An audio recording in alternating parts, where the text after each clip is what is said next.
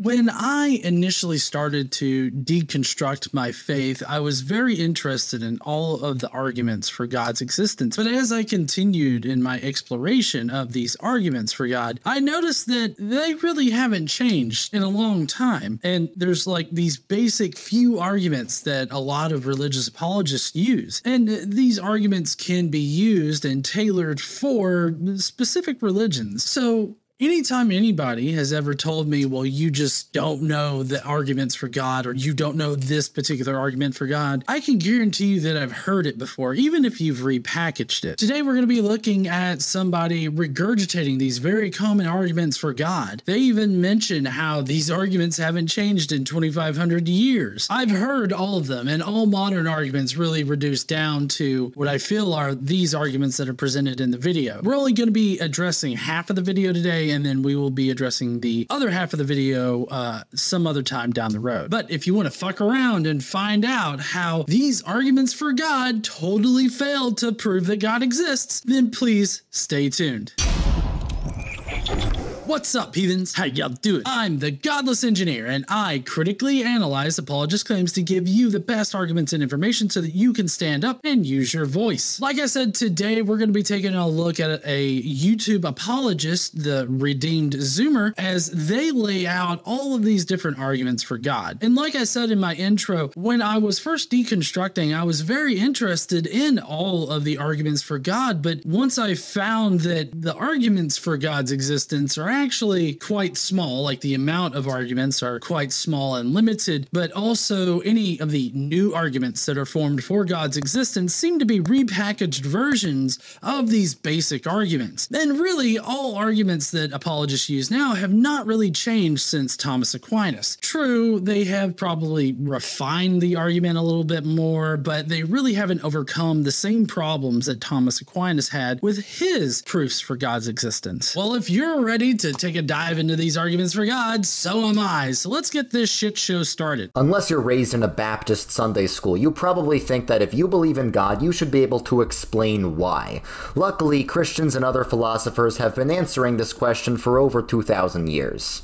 Evidentialism tries to argue for God by giving evidence of supernatural events. For example, a lot of Christians think the resurrection of Christ can be historically proven. Well, obviously, I don't think that the resurrection of Christ can be historically proven. I think that it's possible to prove that there was a man named Jesus that was crucified by the Romans, and followers thereafter started a religion where they worshiped him as a resurrected deity. I think that it's possible that you could do that, but I believe we would need more evidence than we do now in order to establish those things as historical facts. But let's just work off the assumption that, you know, this Jesus person did exist. That has no bearing on whether or not the supernatural, magical shit actually exists in reality. I mean, one of the things about supernatural events or supernatural beings is that they exist outside of reality.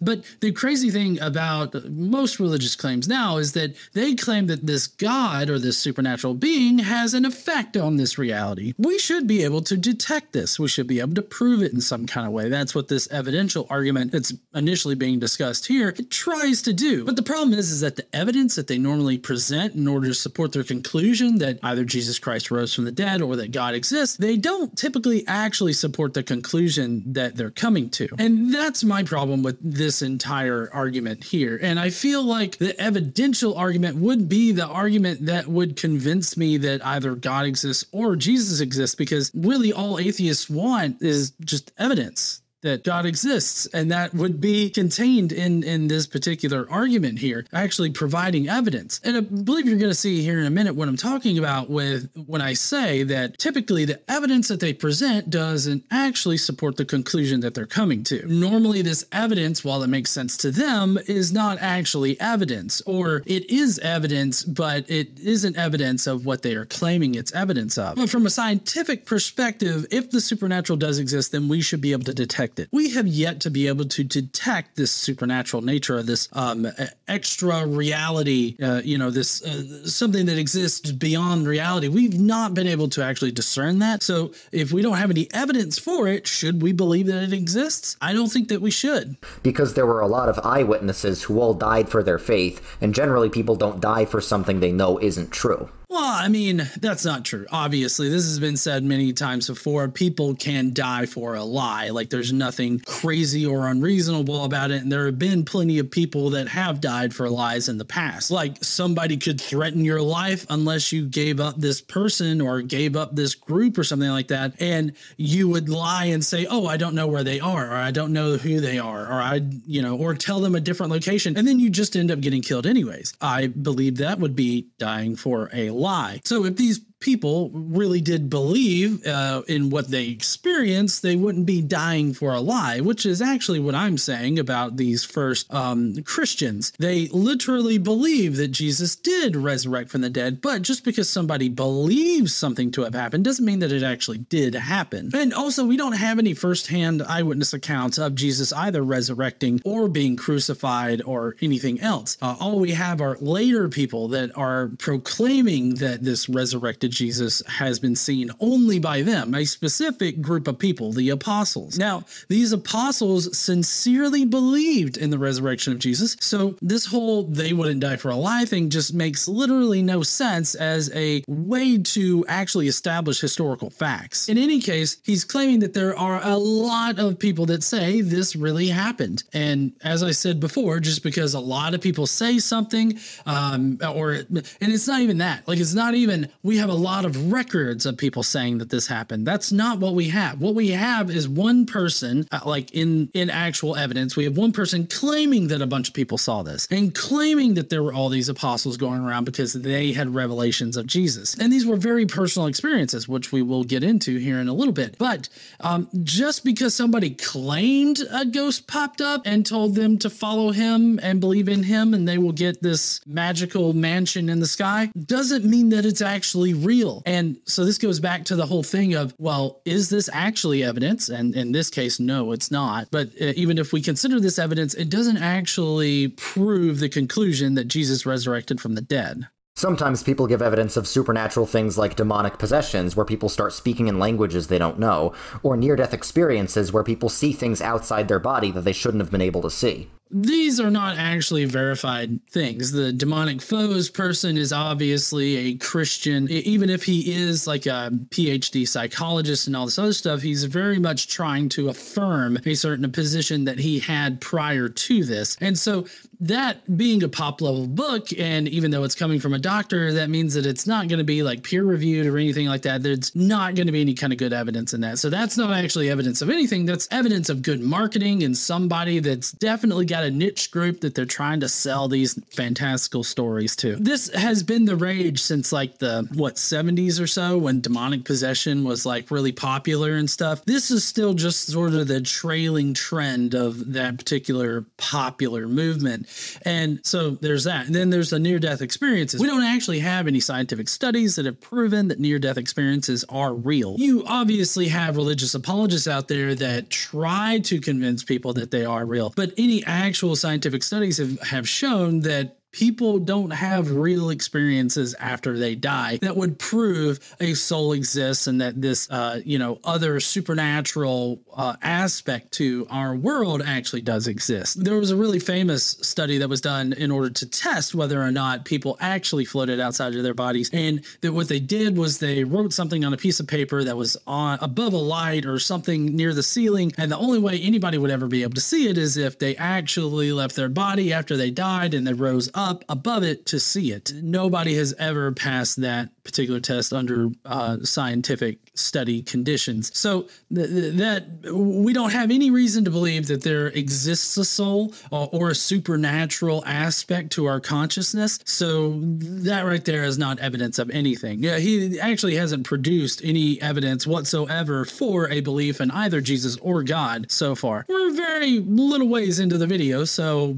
here's hoping he produces something. The moral argument is basically, objective morality is only real if God is real, but objective morality is real, so therefore God is real. Well, so actually what he's talking about here with this moral argument is absolute morality. Like, there's absolutely good things and absolutely bad things. There are things that we ought to do. Morality is definitely something that is constructed by humans. And morality doesn't exist in systems where there are no thinking agents, where there's no conscious creatures. These conscious creatures like us with a sufficiently complex central nervous system, we end up developing this sense of morality. It's also baked into social species. There are several social species out there that exhibit moral nature. You can't say that there is this absolute morality when it seems like morality is definitely a human construct that changes as our understanding of how our interactions with other individuals in our species, as well as other organisms of other species, we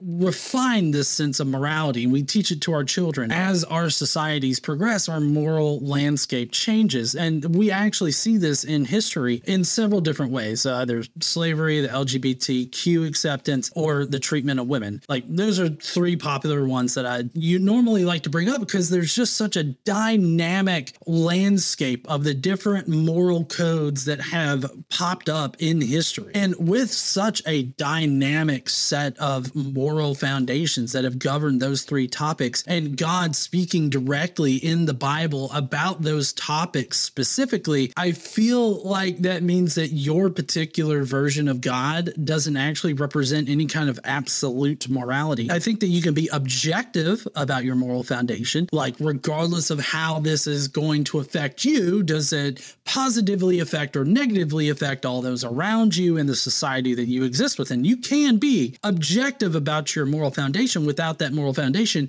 being absolute. So there is a little bit of a nuanced difference there in the language that he's using. He should really use absolute morality rather than objective morality. Question: is cannibalism good or bad?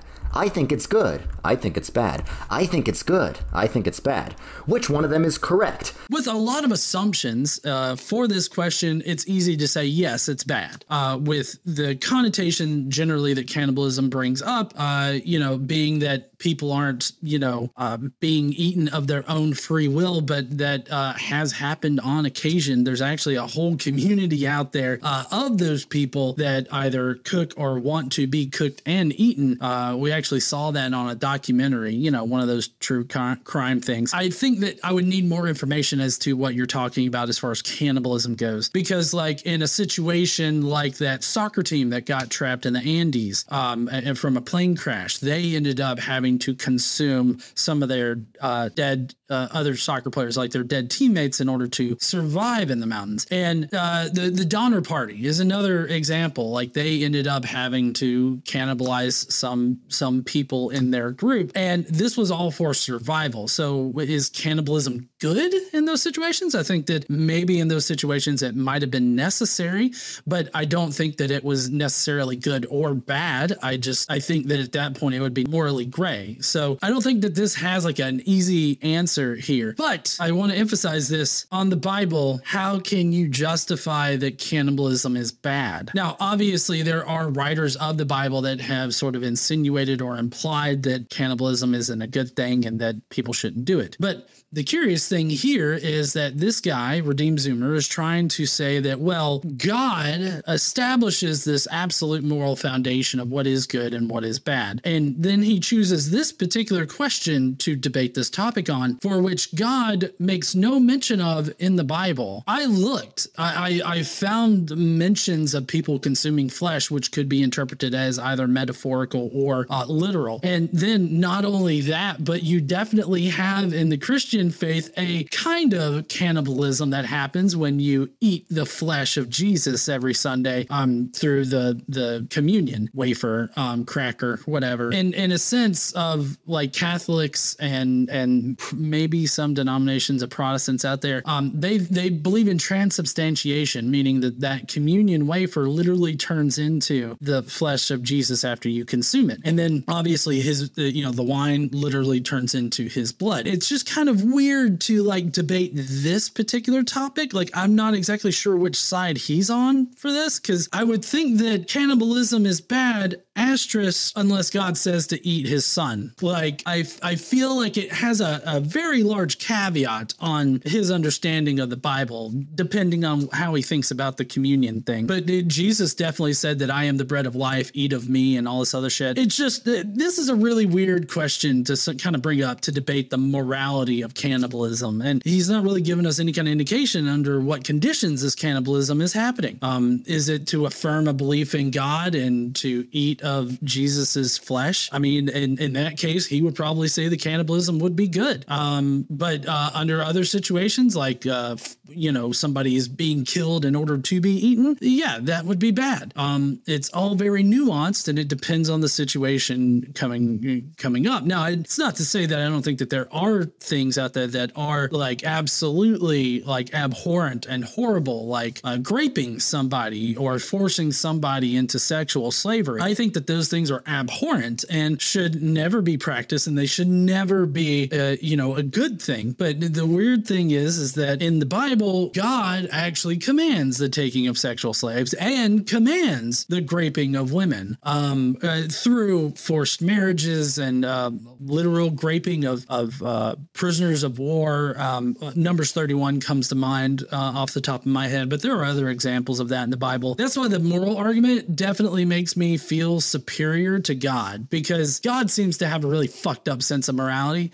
And I can never be that way, and therefore I'm infinitely better than his God could ever be. Now, I'm assuming you agree with this one. If you don't, please stay away from me.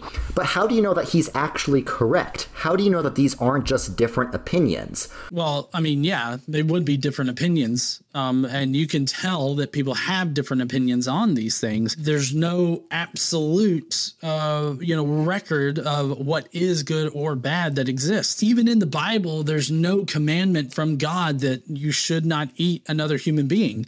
That's just not in there. Our little friend here can only be objectively correct if there is a supreme authority that says cannibalism is bad.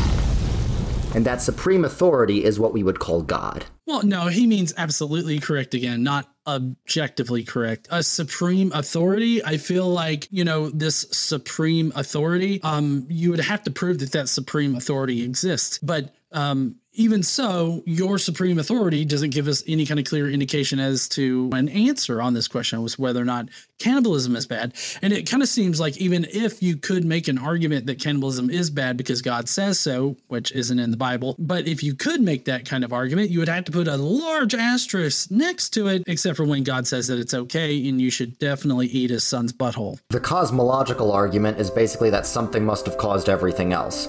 Yeah, I mean, that's a pretty good way to reduce the cosmological argument down. I'm thoroughly unimpressed by the cosmological argument. It has to presuppose that a God exists in order to build an argument to prove that God exists. That's a circular argument, and it's fallacious. I'm not saying that proves that God doesn't exist, but I am saying that it's a bad argument that does not establish that God exists.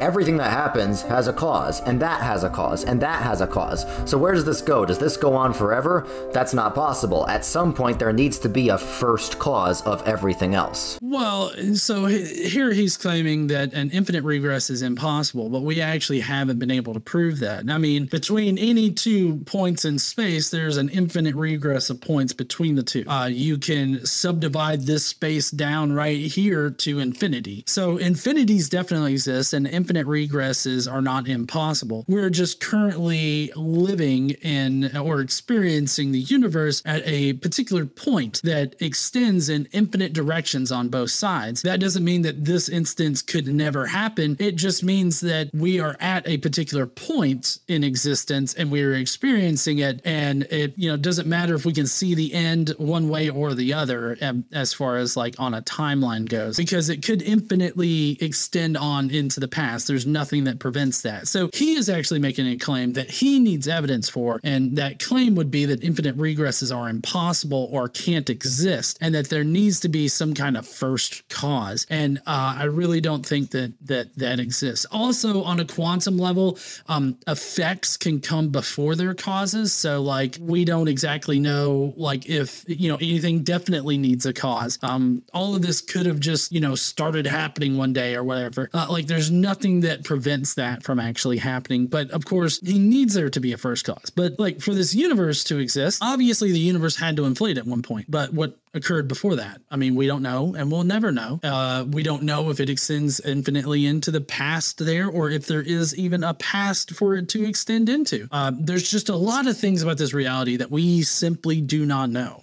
There needs to be an unmoved mover, an uncaused causer, an unchanged changer. So this right here stems from Aquinas' 5 ways, the unmoved mover thing. And actually Newton, I believe it was, proved that. And Newton's first law of motion actually proves that objects that are at rest and objects that are in motion are just as equally natural. So it's not that there has to be an unmoved mover or something like that, because objects in motion and objects at rest are natural things that happen in reality. And then the uncaused causer, unchanged changer, all of this ultimately is a special pleading argument, which he's gonna, I guess, easily demonstrate here, maybe? It needs to be eternal, because if it ever starts or stops existing, that's change, and it can't do that.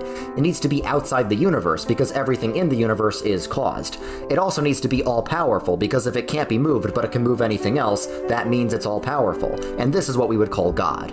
So again, all of this is just special pleading. He's special pleading for his particular version of God, and he's making a lot of non-evidenced claims that end up just being speculation about the characteristics of this supposed unmoved mover or supernatural being that had to cause everything to come into existence. If you'll notice a little bit of internal hypocrisy here, at least an internal conflict in his argument, he claims that God is eternal, but then yet infinite regresses are impossible. I feel like if infinite regresses are impossible, then God being eternal would likewise be impossible. But he makes this special pleading case that his God is eternal and therefore does internally contain an infinite regress into the past. So it kind of seems like this whole argument is built on faulty assumptions that are speculative and have literally no evidence in order to back them up. I don't get it.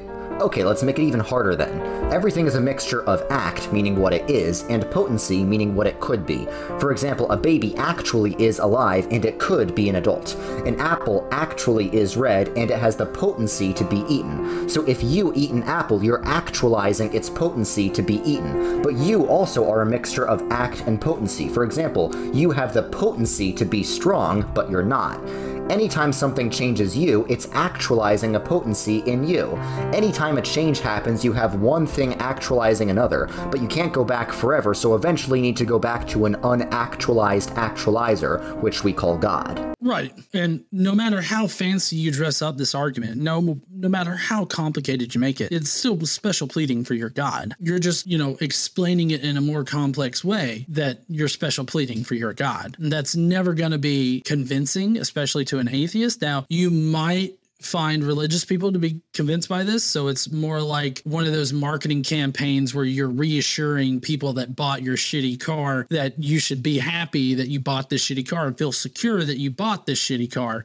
So it's kind of like one of those campaigns. That's basically what he's doing right here. He's trying to reassure religious people that, oh yeah, totally reasonable to consider this argument good. Just here's a more complex way of saying how special pleading it is, or at least demonstrating that it is special pleading. God is the being that's pure act, meaning he is everything that he possibly could be. This means he must be eternal, because if he's not eternal, that means he has the potential to not exist, but there is no potential in God, so that means God must always exist. Also, if God is everything he could be, he's also all-powerful, because he cannot change, and that means nothing else could possibly do anything to God. So if God cannot change, can God think? Like, I'm not being like an asshole when I ask this. I'm really thinking about it. Like, if God doesn't have the potential to change in any kind of way, then can God actually form thoughts? Because forming a thought or having thoughts and even, having a thought for God to speak to somebody, I think that would require some kind of state change in God. If God can't change, then does God even think? Like, can he think? Does he have the capability to think? And I feel like Redeemed Zoomer would have to be like, of course he can think, but God can't think, but also remain unchanged. This seems to be an inherent contradiction in his argument. This argument's the most complicated. It's originally from Aristotle, and it's also used by Thomas Aquinas in Summa Contra Gentiles. Right.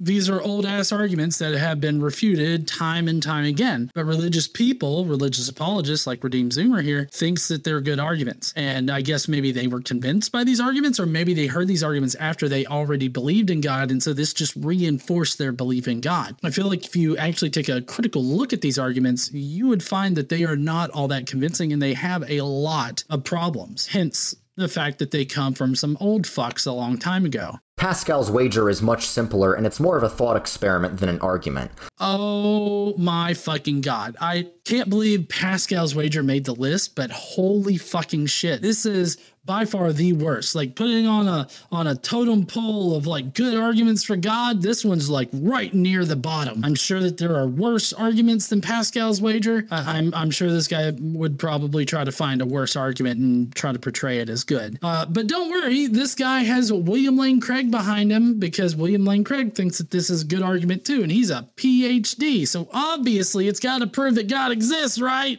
Let's say you're an atheist and atheism turns out to be correct. Nothing happens after you die. Well, then you don't really gain or lose anything. It's just kind of neutral for you. But let's say you're an atheist and it turns out you're wrong and God is real, then it could be very bad for you.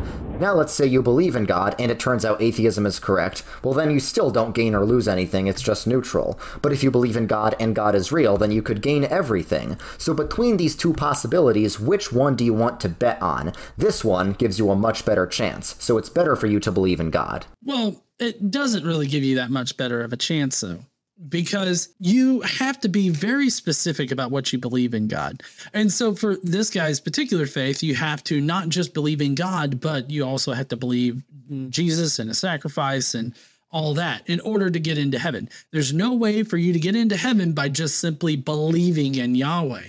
You have to also believe in Jesus. So it's not like there's better chances here because it's either you're in heaven, like you either get into heaven or you don't. It's a pretty pure dichotomy there. And God has very specific requirements for getting into heaven. And it also depends on which God you're talking about. How do you know that your God is the one that would let you into heaven? How do you know that it's your God that's dictating what the requirements are to get into heaven? So this simplistic view of Pascal's wager really misrepresents the actual decision that's being made, because it's not just like you either atheism or theism or like a general idea of God. Like that's not the decision being made. The decision is atheism, and then you have all of the different versions of God that exist. All of them have different requirements. Sure, you could probably group a lot of the different denominations within Christianity into several different groups that require several different things in order for you to get into heaven. But still, even if you were to group those denominations together, it's still not just either you believe in God or you don't believe in God. That is way too simplistic of a dichotomy to represent the actual problem that Pascal's wager produces. The teleological argument says that stuff in the universe seems to have a purpose, so that means the universe must have had a designer. Well, I mean, first of all, you're going to have to define a few things for me, like purpose. Like, what do you mean stuff has a purpose? How are you identifying purposes? Also, how do you know that this proves your particular creationist version of God? There's nothing to distinguish between your idea of God and like the deist idea of God. Well, everything just coming into existence and only being perceived as having a purpose. This argument doesn't actually prove anything other than there are some religious people that are incredibly gullible and think that their own perception dictates reality. If you found a machine lying around, you would assume that somebody designed the machine.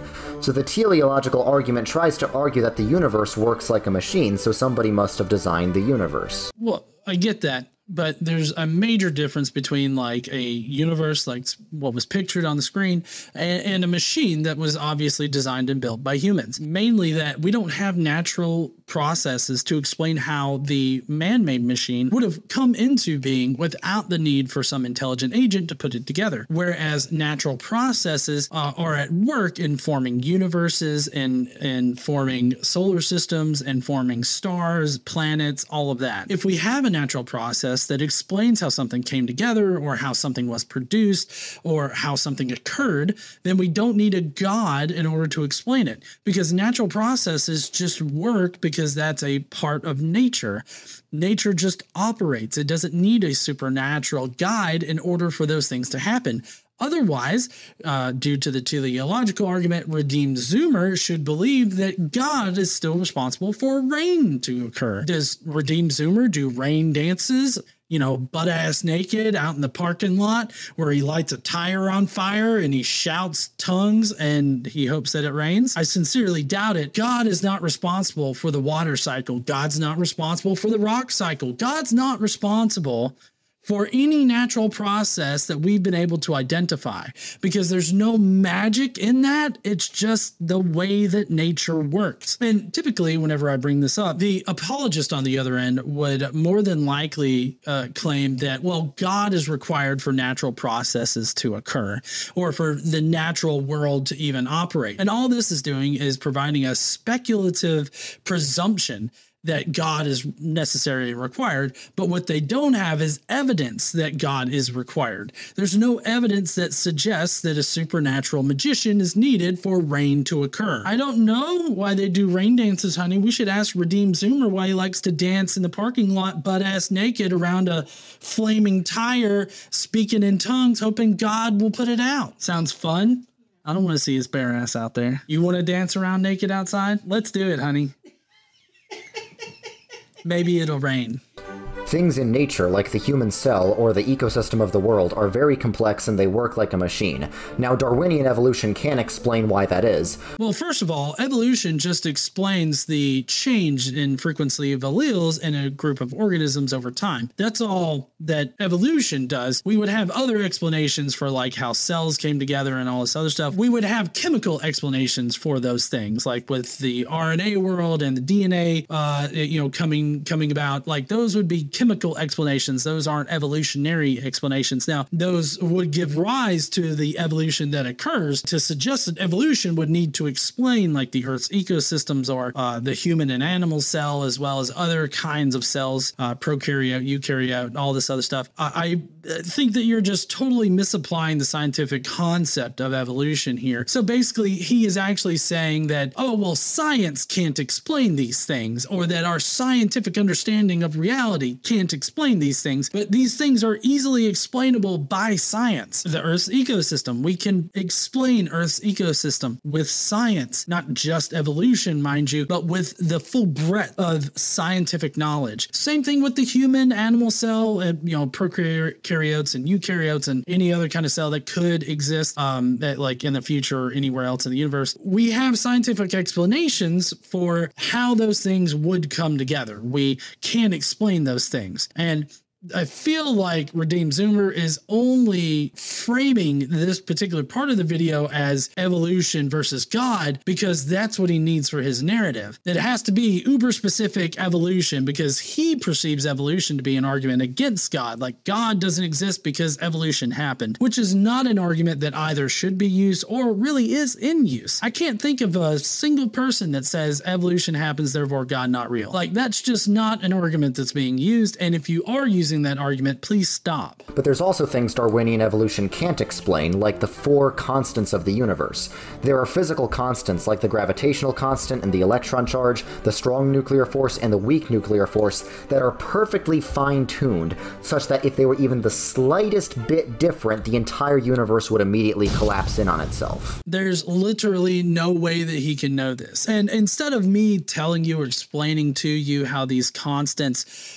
if they were to change, we don't know what would happen, and we definitely don't have the information to tell you what definitely would collapse or anything like that. I'm going to let this scientist right here from this excellent hour-long documentary fully covering the fine-tuning argument exactly tell you why this change in constants really isn't the argument or the silver bullet that Redeemed Zoomer thinks that it is. And people say, yes, but if the constants were a little bit different, there would be nothing.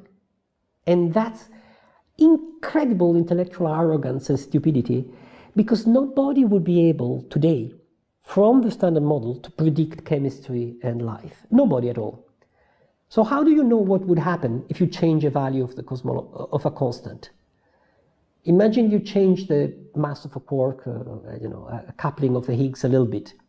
Of course there would not be carbon, there would not be stars, but there would be something else. And nobody's able to say correctly and plausibly and credibly that the universe would not be complex and whatever, because we're not able to do this calculation. So in the case of rolling dice, we're familiar, we've all had the experience of rolling dice. We know that there are different possible outcomes. And if we're not skilled cheaters, we know that when we roll the dice, the number 6 comes out approximately 1 time in 6. But we have no experience like that that is relevant to assessing the probability of the constants of nature falling, the constants of physics falling within some narrow range. We have never observed other universes where they take on different values. We haven't observed repeated trials of universes being created by the same processes to see what values the constants of nature take in those other cases. So we don't have any basis to assign a probability in the case of the constants of physics. You know, that hour-long documentary by Phil Halper, he used to go by Skydive Phil, is really great. I really want to encourage everybody to go over there and watch it if you're really interested in refuting the fine-tuning argument and why the fine-tuning argument just is not all that great and is not taken seriously by reasonable people.